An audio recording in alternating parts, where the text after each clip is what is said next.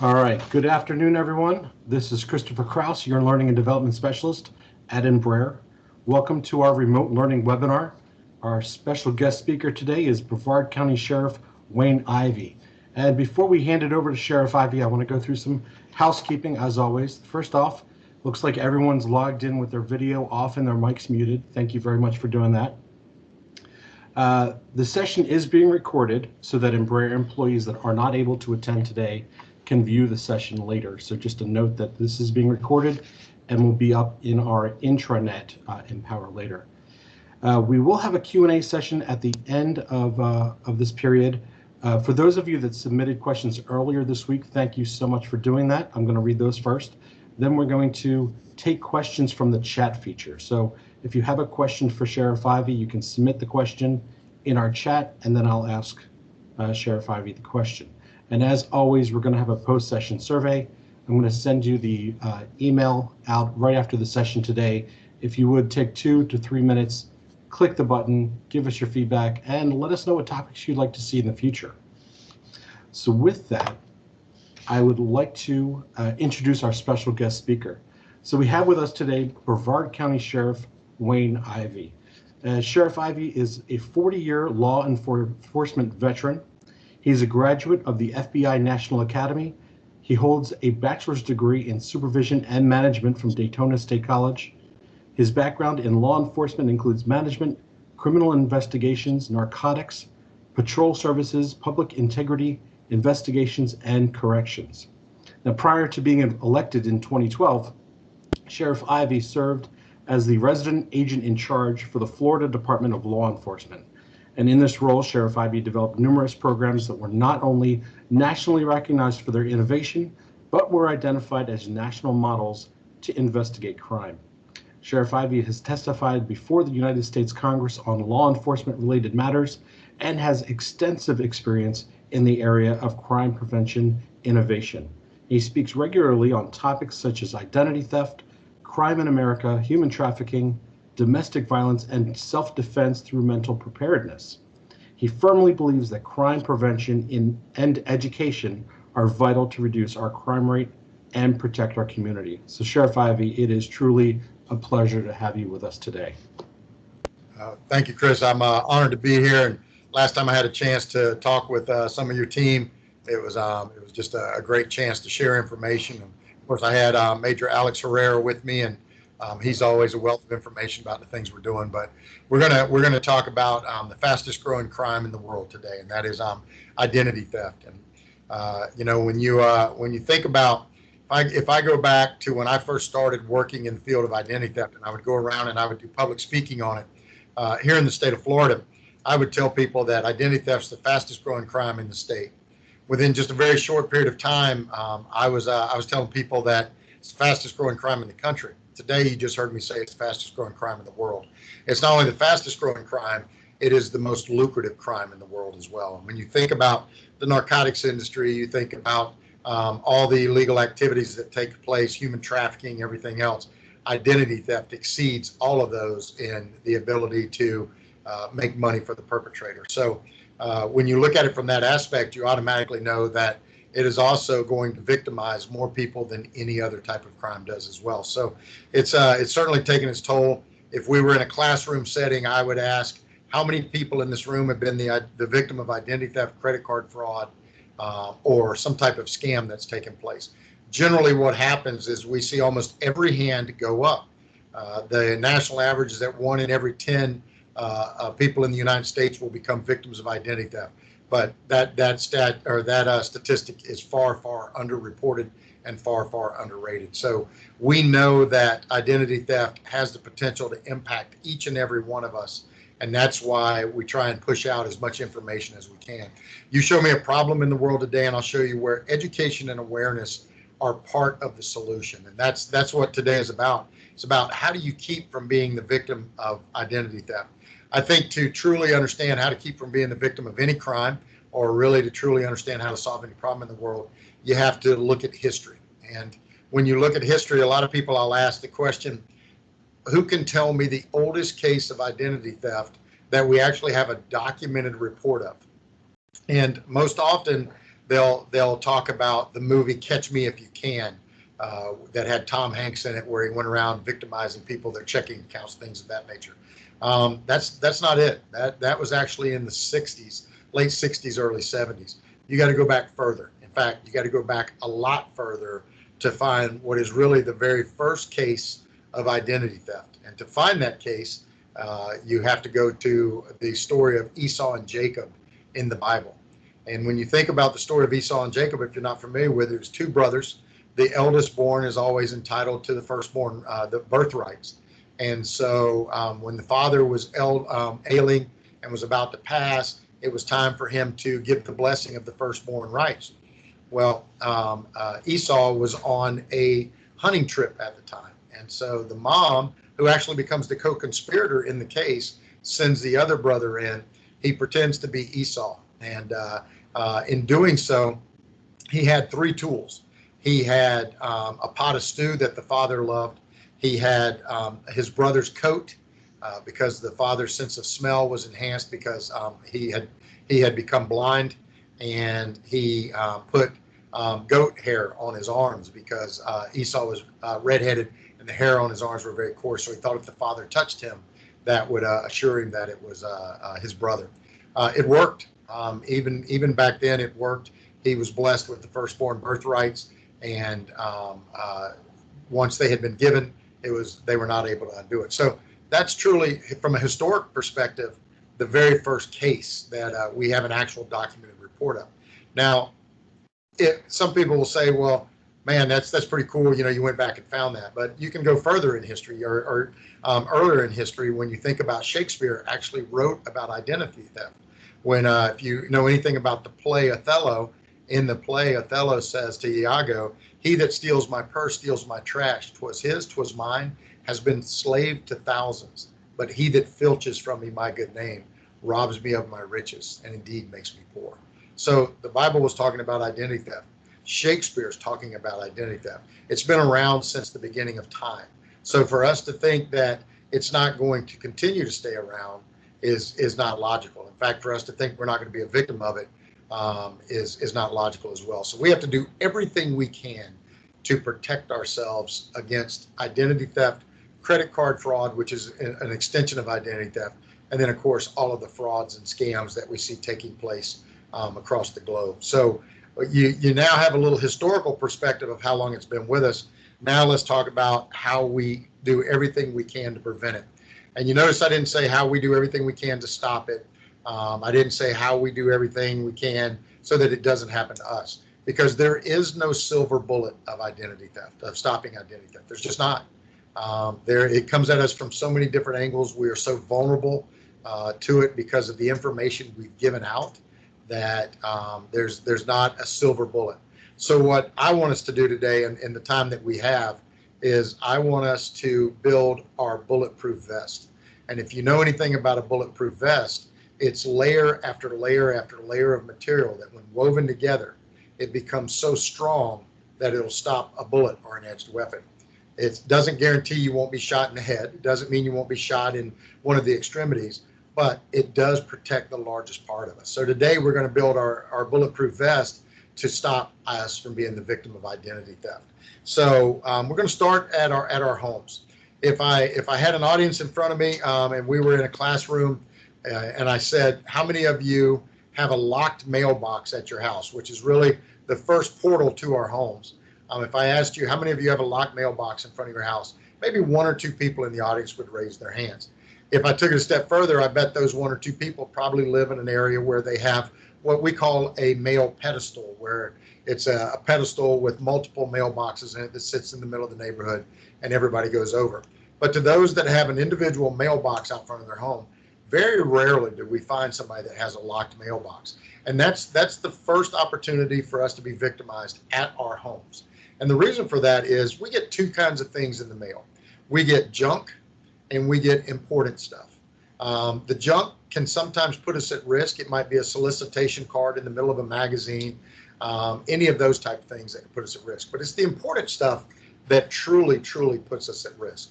And so what we have to start doing is looking at what are we leaving in our mailbox. In fact, it's not only the important stuff we get in our mailbox that puts us at risk, it's also the stuff we send out, because everything we send out is important. We don't send out junk. Everything we send out is important. In fact, if we look and said, okay, we send out checks to pay our bills, we send out credit card information, we send out tax information, we send out all of this stuff. And if we wanted to put it into even the simplest form, if you're mailing your niece or nephew a birthday card, what do you put in it? You put check, cash, or gift card. All of those are money in the bank to an identity thief. So, and by the way, because it's important, what do? Once we put it in the mailbox, we put the red flag up and say, here it is. Here's my important stuff. Come steal it. So we have to be more conscientious of not exposing our information, not putting those checks out there. Because quite simply, if I steal the check out of your nephew's birthday card, I'm going to take that check and I'm going to do what we call check washing. I'm actually going to take a chemical that will actually float the ink right out of the check. Once I float the ink out of it, I'll put it in a Tupperware container, pour the chemical on top of it, and it'll dissolve the ink and float it out of the check. Once I float it out, I'll dry the check, and now I can write your check payable to anyone I want. You might think, okay, well, how do you protect the signature? I take a clothespin and just hold that part of the check up out of the solution, and in doing so, I protect the signature, but I can do everything else with the check I want. So the way that we try and protect against check washing is to ask you to use a uni gel ball pen, and most of them are going to look just like the pen I'm holding in my hand. I doubt that you can see it, but on the clip, it actually says uni ball. And what the uni gel ball pen does is it actually paints and penetrates the check in a deeper form, so that it's more difficult to bring the solution, or for the solution to bring it out. Some solutions will still bring it out, like carbon tetrafluoride, which is out of a carpet cleaning solution. It will still float the ink out, but that chemical is a little bit hard to get their hands on. The chemicals that the criminals use are very easy to come by. They usually will get paint thinner, or they'll go to where the fingernail polish is and get fingernail polish remover. Either of those two will usually float it right out of the check and give the perpetrator the ability to do it. So that's just an example of our mail, how it puts us at risk, but it certainly is one layer of our vest. Now, does having a locked mailbox where the postal carrier can put your mailbox in and it's locked, does that help? Absolutely. Is it an absolute guarantee that you're not going to be the victim? No, it's not. In fact, even if you mail your stuff from the post office, we have actually arrested postal carriers for stealing your information and selling it to the perpetrators that do identity theft. So again, not a silver bullet, but we've just built our first layer of our vest. So Chris, I'll pause real quick if anybody has any questions before we go into the next layer. Sure, yeah. If you have some questions about this particular piece, just pop it into the conversation and I'll ask the question.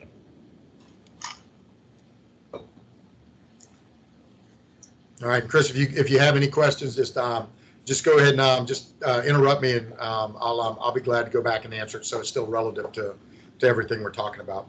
I will do that. All right, so we've talked about our mail. Now let's go inside our homes. Very few of us protect our homes against identity thieves. Most of the time, we install alarm systems and security cameras, things of that nature, to protect our possessions, our values, and certainly to protect us against violent crime and home intrusions. But we think more about protecting against someone stealing our TV than we do someone stealing our identity. And the reality is, if I get your identity, I'm going to do a lot more damage than what you paid for your TV. And I'll tell you the irony of this. I've been a law enforcement officer for almost 40 years now, and I can actually remember when I first started in this job. As part of crime prevention, we would tell our citizens to take an etching tool. Some of you that are a little older may remember the etching tools that would actually burn onto almost any surface. And we would tell our citizens, take an etching tool and etch your social security number on the back of your TV onto your larger possessions. That way, if it's stolen, we know who it belongs to. Well, today, we don't want you to do anything with your social security number, because that's what the identity thieves want. They want access to it. So that's kind of how crime prevention has changed a little bit to be more safeguarded against the identity thieves that are out there. But if we look at our homes, we got to take certain steps. So let's start with the mail that you rescued from your mailbox. Where is it? I can almost, and some of you will smile to yourselves, I can almost tell you exactly what you do with your mail when you bring it in your house. Some of you set it up on the counter in the kitchen. Perfect place for me, once I've broken into your home, to easily find that information. Others, they're very organized, so they put it in a letter caddy on the kitchen counter in the kitchen. Others, they try to hide it. They'll put it in the unlocked desk drawer right beside their computer. And because they want to really hide it, they'll take their box of empty checks, their blank checks that they have from the bank, and they'll put it on top of their mail, so they hide it real well. And they also tell me where the checks are. So, we've got to be more careful. We've got to be more focused and vigilant on protecting ourselves against identity thieves. One of the things that we do that with is a shredder. Hopefully everybody has a shredder, not only at their office, but certainly at their home, and hopefully everybody uses it. For the longest time, my wife and I were both guilty of not using our shredder on a regular basis. We would do the old rip it up into several pieces and then put it in different garbage cans in the house. It takes a lot more time to do that than it does to put it through the shredder. So make sure you're taking advantage. What do you shred? You shred everything.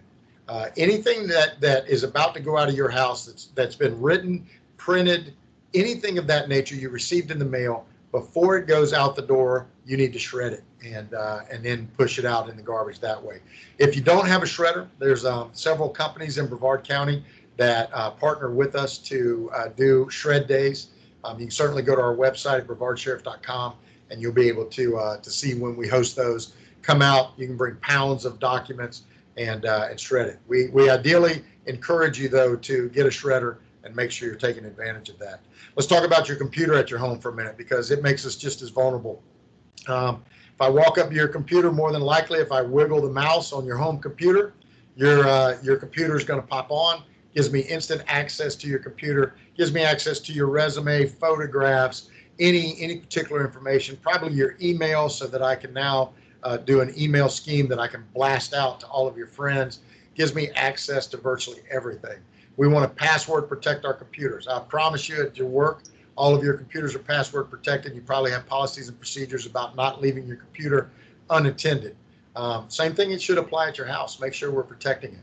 Wi-Fi at your house. Most of the time when we get Wi-Fi, it'll come with two mediums of Wi-Fi. One is a password protected. The other is a guest. What I always tell everybody is get rid of their guest. You don't need it inside your home to have where your guests can use. So get rid of your guest Wi-Fi. If your guest is not someone that you would trust enough to give the password to your Wi-Fi, they probably shouldn't be staying in your house anyway. So get rid of it. The reason I encourage you to do that is, if I'm an identity thief, I'm going to take a laptop, just like I'm talking right now on. I'm going to sit in the neighborhood, and as I drive through, I'm going to have a connector that's going to automatically connect me to any exposed Wi-Fi. Once I connect, I can use your Wi-Fi and stolen credit cards to buy merchandise all day long, all night long online. So you want to make sure that you're password protecting your Wi-Fi system. Another thing is, don't name your Wi-Fi. If you're going to name it, don't name it your name, your home name, or your address, or anything like that.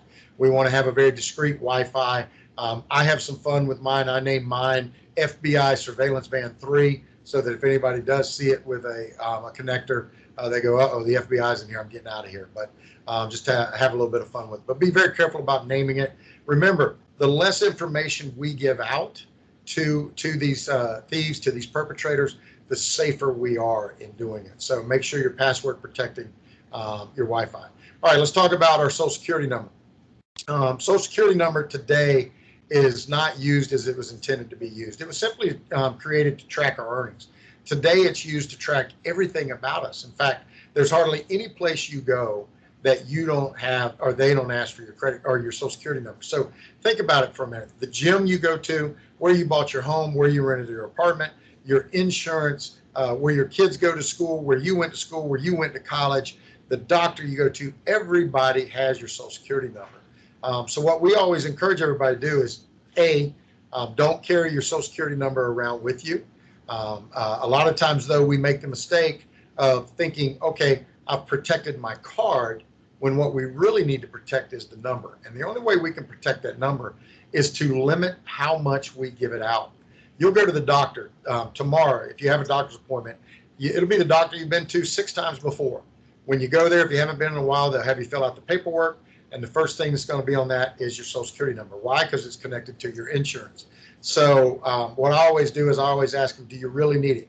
You'll be surprised how many businesses that will tell you they no longer need your social security number. So what we always recommend is ask. Just ask. Do you really need it? And then if they say yes, the next question you need to ask is, okay, when I give it to you, what are you doing? What steps are you taking to protect my identity? What steps are you taking to protect my social security number?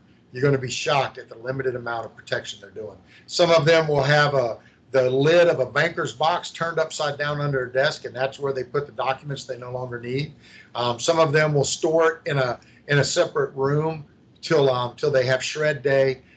There's no real steps to protect your information. And so we want to make sure we're not only protecting the card, we want to protect the number. You know, if you think about it, you go to buy a new car today. When you pull up on the lot, the first thing that the salesperson will ask you is, let's get you pre-approved for a loan. Man, you're going to look great in that car, but let's get you pre-approved for that loan. What do they need to do that? They need your social security number. And so when you give it to them, now they have it, and chances are you won't even buy a car from them. If you're going to buy a car, simple step is go to your lender, go to who you do your banking with or who you're going to finance with, and get pre-approved for the loan. That way you don't have to give your information to them. You're simply, again, building another layer of that vest to be able to protect yourself. All of these steps we take, again, do not guarantee we don't become the victim of identity theft. It's simply taking steps to protect ourselves. So, Chris, any questions or anything of that nature? Nothing at the moment. So, guys, if you do have questions, just type it into the chat. All right. So let's talk about how we protect ourselves outside of our home. When we look at the type of frauds that we face, one of the most exposed that all of us are to is credit card fraud. And usually that's gonna come in the shape and the form of credit card skimming. If you're not familiar with credit card skimming, it's where they capture the information that's stored in the mag stripe on the back of the card. Now, if your credit card has a mag stripe, that information's in there. If your credit card has a chip, that information's in there. And the devices I use are a little bit different to get the information. For one, it's a skimmer, which is a device that I actually swipe your credit card through. It captures the information in that magnetic coating. What's stored in that magnetic coating? There's usually 3 fields that are stored in there. The first one's going to have your name. The second one's going to have your more pertinent, specific information, your credit card information, might even have your social security number in there, your address. The third field's usually blank, but if it does have something, it might say that there's a duplicate card issued to your spouse or something of that nature. Once I swipe it through a skimmer, what we call a skimmer, that skimmer is going to capture it. I then upload it to my computer, and now I can edit your information. I can do whatever I want with it, and then I'm going to reverse direct it to a blank credit card, and I'm going to store your information on the credit card that I have. I can take information from your Visa and put it on a MasterCard. I can take information from your MasterCard, put it on American Express put it on a Diners card. I can actually take your magnetic coating and put it on anything that has a mag stripe on the back of it. We've recovered Disney tickets that they got out of the garbage and actually put credit card information on the back of it. So if you have a card that gets you in your parking garage, it's got a mag stripe on the back of it, I can put it on the back of that. I can also extract the information out of that mag stripe as well. So you probably think to yourself, well, how hard are those to get? You can go online and buy one on eBay. You can go online and buy them from different chat rooms, and you can order them from different companies. The older technology holds about 100 credit cards and usually has to be actually physically plugged up to the computer. The new technology holds 1,000 credit cards, and you can actually do it through Bluetooth. The most common place we see this is in a restaurant. You go in, you sit, you have your meal. As we get ready, we're a convenience-driven society, so what do? We sit there, we have our dessert, and we give our credit card to a complete stranger. We just lost control of our information. As they walk away, they swipe our credit card through, and as they bring us our credit card back, we're so happy they stole our information, we actually tip them And they're making money off the tip, they're making money off the restaurant they work, and they're making about $50 for every credit card they steal, every credit card number they steal. So pretty lucrative business. They will then sell it to someone that's building the credit cards, and what they're going to do is they're going to either use those credit cards, those stolen credit cards, to buy merchandise which they sell, or they actually will have a business where they sell the credit cards themselves to others that are doing the fraud and making their money off of the merchandise they're buying and things of that nature. What are some of the examples? It could be anything from them ordering high dollar items off of the internet, to actually one of the big scams we see today is they'll take stolen credit cards, they go to gas stations, and they use them to buy diesel fuel. They'll actually have trucks, vans, anything with bladder tanks that are built into the back of the truck or back of the car, and those bladder tanks will hold about 500 gallons. They'll actually use stolen credit cards, sit there for hours filling up that tank, and then they'll take the fuel and they'll go to remote sites where semi-tractor trailers park, buses, construction equipment, and they'll sell it at a reduced cost right there at the site. So a lot of different ways they use the information, but certainly we have to be aware not to just let our credit card walk away. How do we fix that? Where's that layer of our bulletproof vest that we're going to build? It's very simple. Never give your credit card to somebody that you don't know. Never give your credit card to somebody in a restaurant. What I always do is I ask, can I go to the cash register and pay my bill there? A lot of restaurants today have gone to the remote devices they actually bring to your table. Chili's, Uno, some of those places, Red Robin, all of those bring them right to your table. That's very convenient. It's very secure, but it also creates another set of problems, and that is if they actually are able to pipe into the system, the satellite system for that particular restaurant, then they get every credit card that goes through it. And the thieves have that ability. The perpetrators of identity theft are really moving towards cybercrime and cyber attacks on systems. So we're still at risk. Again, no silver bullet. A lot of people have the chip in their card. That used to be at one time, even the federal government thought that was the safest form of identification in a credit card type transaction. In fact, they thought it was so safe they actually put it into passports. Anything that's out there, any type of security feature, and you guys probably know this as well as I do, but any type of security feature that's out there, give the criminal element about 6 months and they will defeat it. They'll figure out a way to beat it. And so what they did was they created what's called an extractor, and that extractor actually extracts the information out of the chip, stores it into the extractor device, and then it goes right back to the computer and we can upload it through the computer. A lot of the uploading is being done through Bluetooth. In fact, not only are they stealing fuel at gas stations using credit cards, they're also stealing credit card information from gas stations. And they do a lot of that through Bluetooth. They'll actually open the door of the pump. They put in what's called an inline skimmer. And that inline skimmer, you'll never see it. You can't tell because they've opened the door of the pump and put it in. Once that inline skimmer is in place, when you put your card in, it's going to read all of the data in your card. It'll store it. They pull back up in a vehicle with a laptop computer through Bluetooth. It all uploads to the computer, and they're off to the races with your credit card information. So you can see there's just a ton of different ways that they target us and take our information. Chris, I'll open it up again. Any questions? Actually, I have a question for you, because as you're talking about this, I'm thinking about Apple Pay, or I know there's a Google equivalent too. What have you heard about that? Is that another step towards fighting this? It is a step towards fighting it, but there with every layer, there's a defeat mechanism. As I said, the criminal element will actually in about 6 months defeat it. And so with Apple Pay and some of those, a lot of times if they can infiltrate the device, or all of those usually interconnect to emails. So some of you have probably noticed that you've used your credit card on one of the squares, for example, that connects to an iPhone. You don't give them your email, but it will, when they swipe it through and they charge your account, charge your credit card, you find out later you got an email from the company. And your first thought is, well, how did I get that? Well, somewhere you gave through Apple Pay or through one of those somebody your email to send you a receipt. And once you put it in that system, anybody that uses that system will have access to it. So a lot of different ways that the criminals target us. And again, everything we come up with, they seem to be able to sit back and dissect and keep it from being the safe thing it was designed. If you go back as far as when the Olympics were in Atlanta, the very first time they rolled out the cash machines where it was in the Olympic Village, you could go there and you could, instead of carrying cash on you, you could actually get a debit card, so to speak.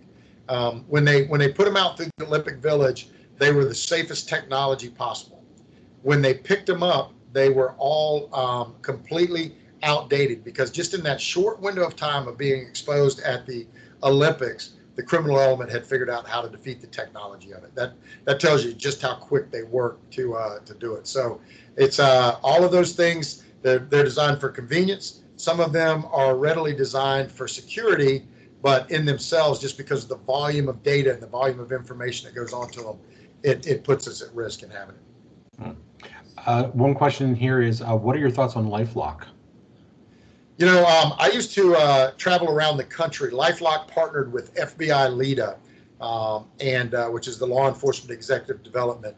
And I used to travel around with LifeLock and FBI LEDA, teaching law enforcement officers how to investigate identity theft. I traveled all over the country. LifeLock was the sponsor for FBI LEDA, and they would host these locations for law enforcement to go get free training for identity theft. So great organization, certainly security minded. There's some other companies out there as well that offer identity theft protection. And I think the leg up that LifeLock has is LifeLock is not just searching to see if your credit has been attacked. LifeLock also searches to see if your information's on the dark web. And one of the things, and it brings up a great point that I want to make. One of the things that a lot of people get a false sense of security from is they go get their free credit report. Every year you're entitled to a free credit report from each of the 3 major credit bureaus. And I want you to do that. I don't want you to get all 3 at the same time, because if I held all 3 of your credit reports up, they're probably going to look very similar. So what I want you to do is stagger them. Get one at the end of the first 4 months, one at the end of the next 4 months, and one at the end of the next 4 months. That way you're getting a credit report throughout the year, and you can certainly stagger them and get them that way. But your credit, when you see that credit report, you get that false sense of security going, whew, I made it another year without becoming the victim of identity theft. But that's not necessarily the case, because today's criminals are not just using your information to target your credit. In fact, the credit's the easiest thing for us to fix. Today's criminals are getting jobs in your name. Today's criminals are getting health insurance in your names. Today's criminals are doing your taxes and getting your tax returns, and now you're battling with the IRS to try and get all that straightened out, which is certainly doable, but at the same time, it's estimated that the true victim of a comprehensive takeover of identity theft, not a comprehensive is where they take over your identity, not just your credit. So a comprehensive identity theft victim will expend about 400 hours of their life trying to get back to where they were before they were victimized. So what we have to be careful of is not to think just because they didn't hit my credit, they haven't hit me. One of the biggest concerns that we in law enforcement have is they use your name and they get arrested in your name. They get arrested for a burglary, or maybe it's possession of cocaine or whatever it is. So they get arrested in your name, they go to jail in your name, and they bond out in your name. Well, they're not going back to face court, to face charges. So a judge is unknowingly going to issue a warrant for a failure to appear for you. Now, you and your family are driving down the street going to the movie, and you get stopped for speeding or running a stop sign. We run your information and find out there's a warrant for you out of New Jersey.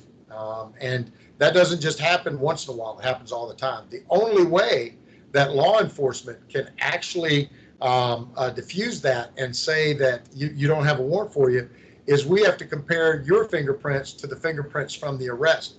And that takes time. So you could actually sit in jail for overnight or the next day while we're trying to run down your fingerprints and get a fingerprint technician to take a look at it. So as you can see, it's not just about your credit. It's a lot of the different problems. And certainly your information being sold on the dark web is probably one of the most difficult things for us to work. Yeah, and we have a question from actually somebody sent this in ahead of time, but I think this fits right in here. Is how can you tell if someone steals your identity and creates a credit card account? And I think they mean, is there any way to find out before stuff starts to happen, or is that just the way we find out? Yeah, well, if you've never been the victim or you don't think you have been victimized, then that's a little bit difficult on the credit side. And the reason for that is if you think you've been targeted, or if you've had your wallet stolen, or even if you lost your driver's license, any of that, then you can attach a red flag to your credit.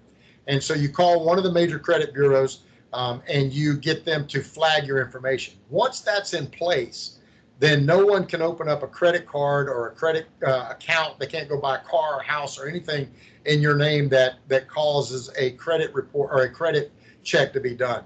If they try, you'll actually get a phone call saying, "Are you at Zales Jewelers trying to buy a necklace?" "No, I'm not. I'm at work." Then they shut it down right away. So the flag being put on your credit is a good thing.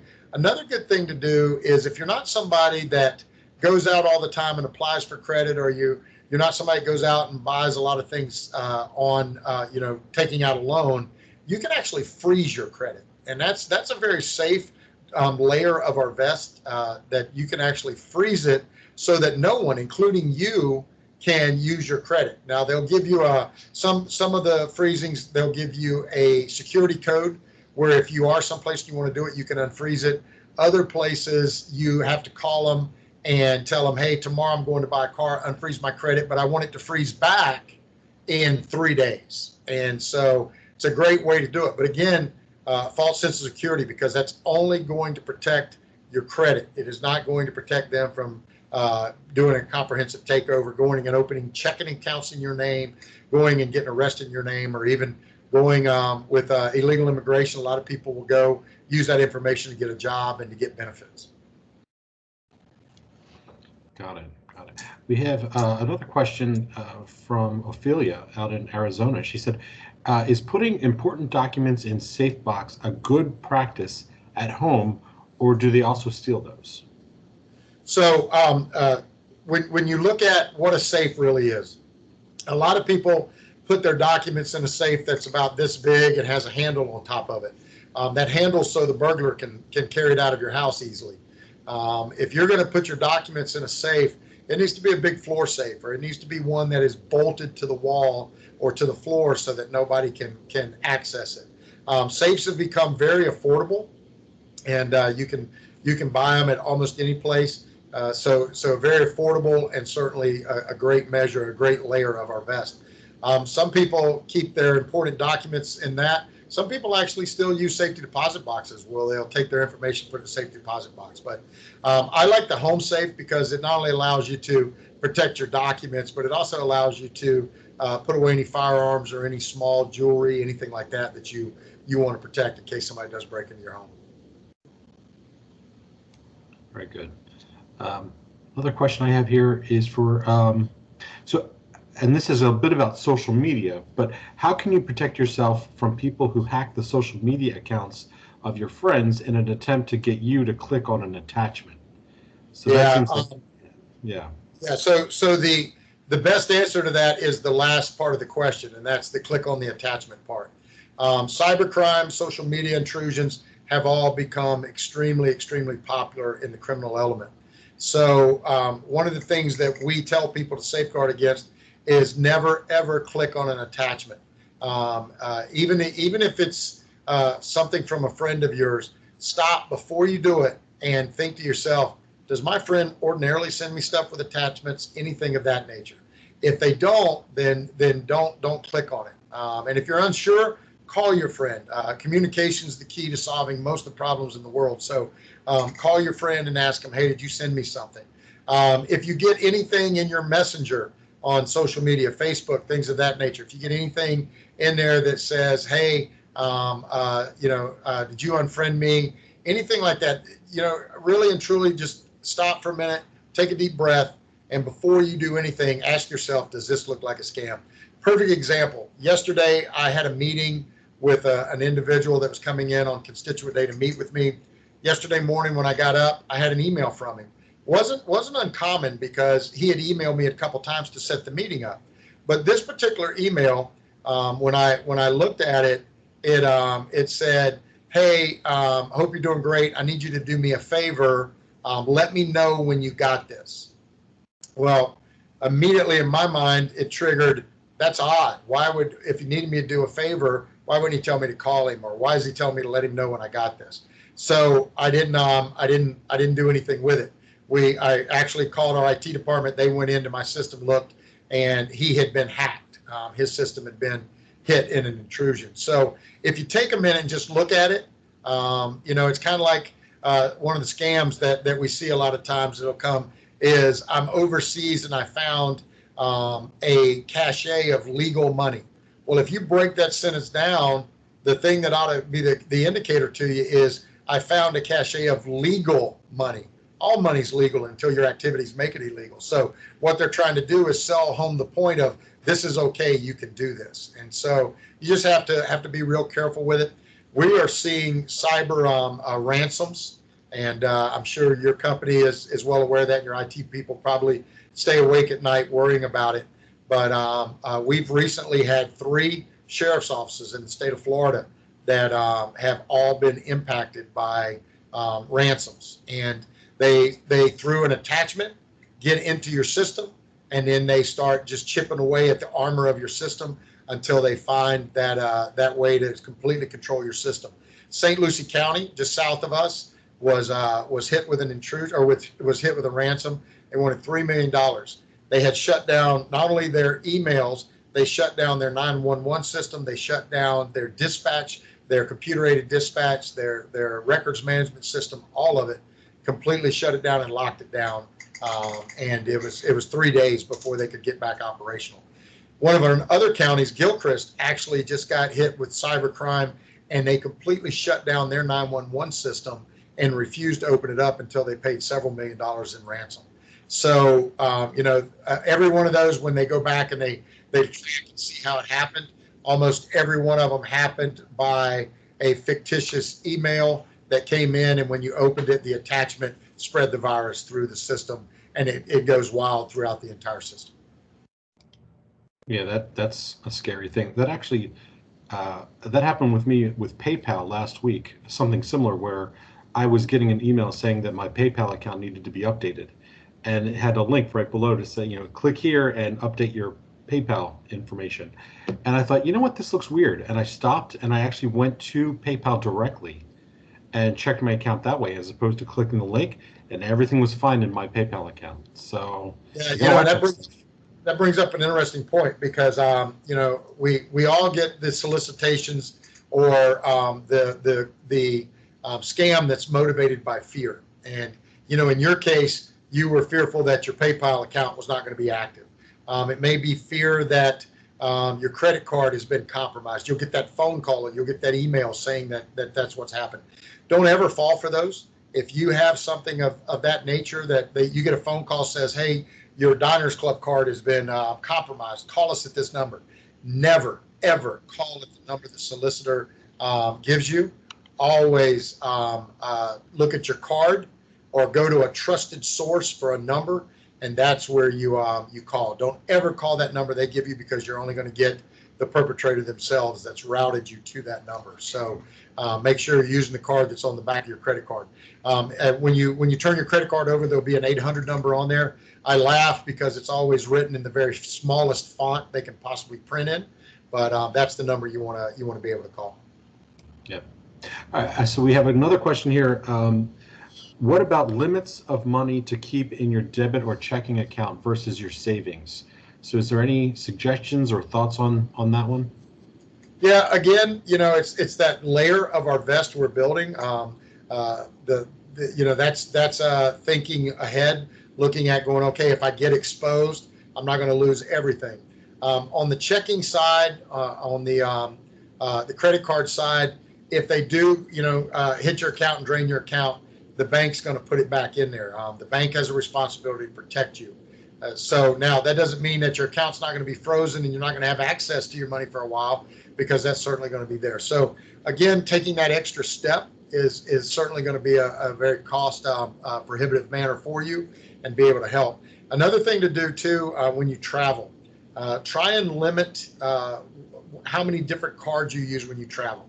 When I travel, I use one card. That's it. Doesn't mean I only have one card. That's the only card I use.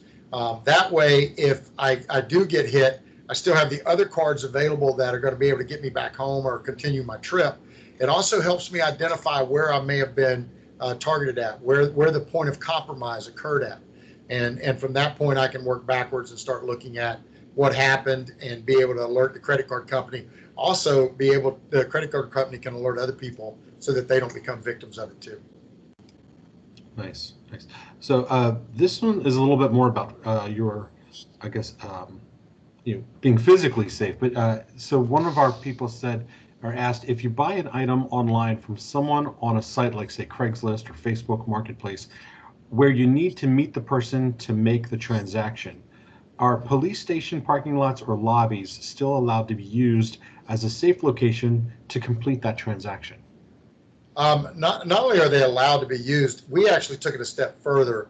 At each one of our 5 precincts, we actually set up camera zones so that you could park in that zone, and we have a camera that's full-time on that spot. There's signs out there that say this is an exchange zone, and you can park there. You're on video. We maintain the video, and if anything happens, then we're able to identify the perpetrator of the crime. We don't just recommend it for having bought something online and meeting for the exchange.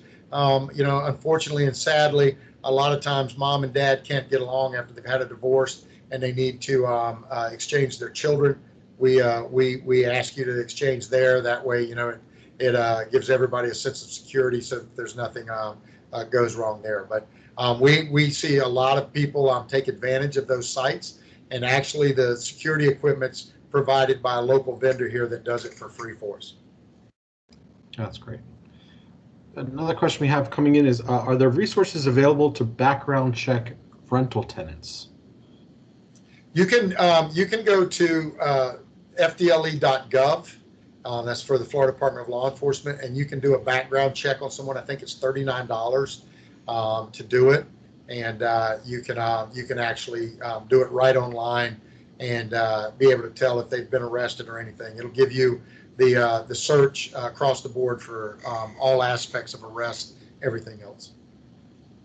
Probably the best $39 you can spend. It absolutely will. It'll save you a lot of headaches down the road. Definitely. All right, what other questions do we have? I think we have another one.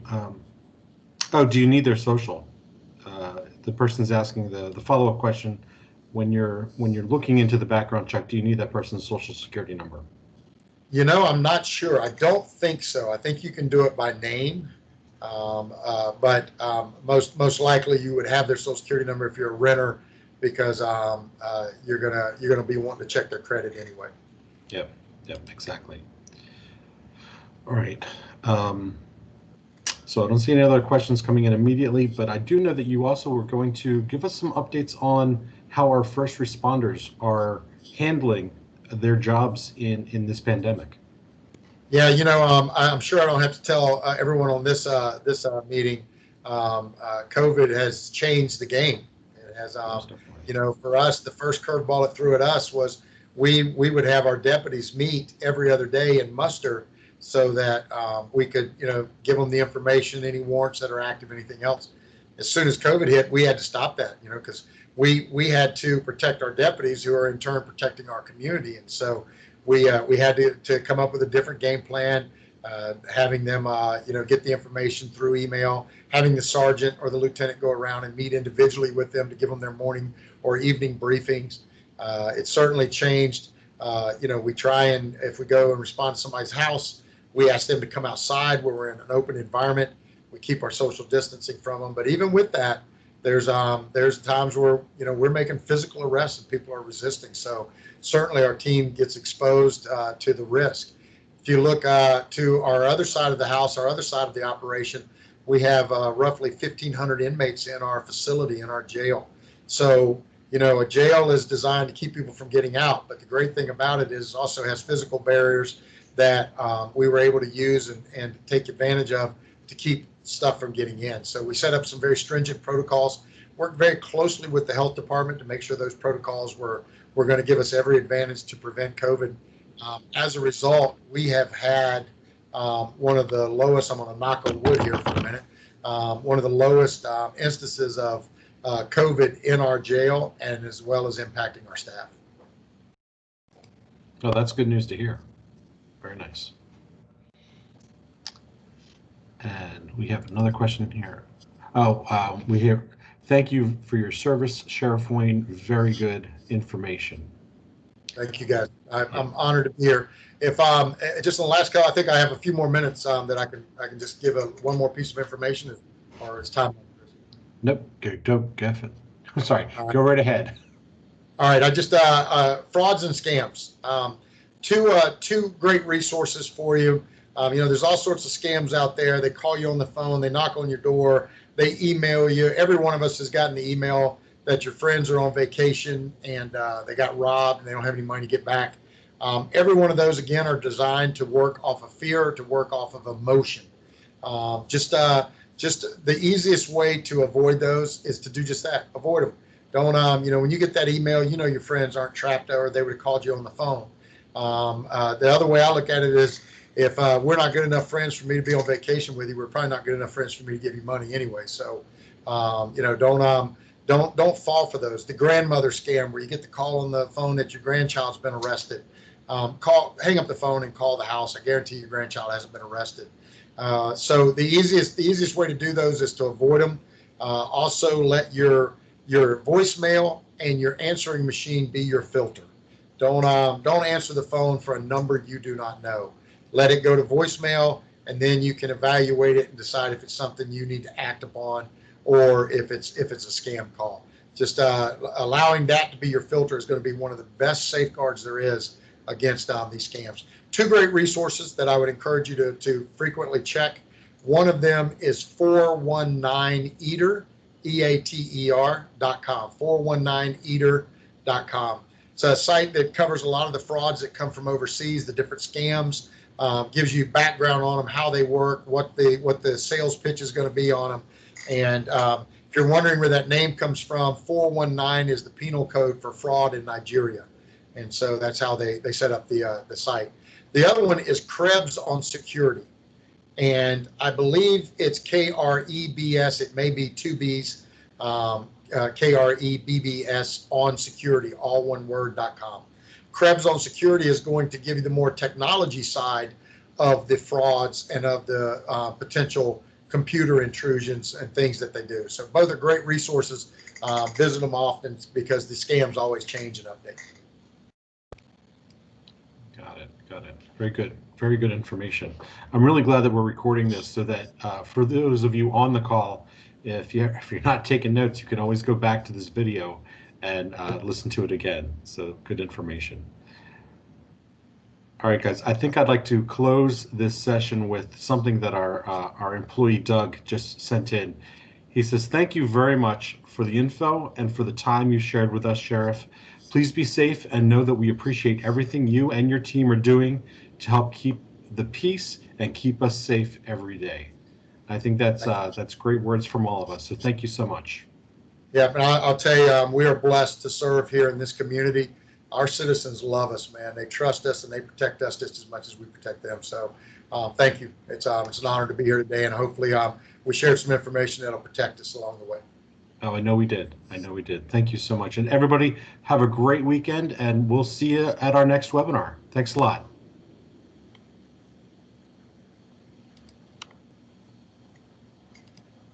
Thanks, Chris. I appreciate it, buddy.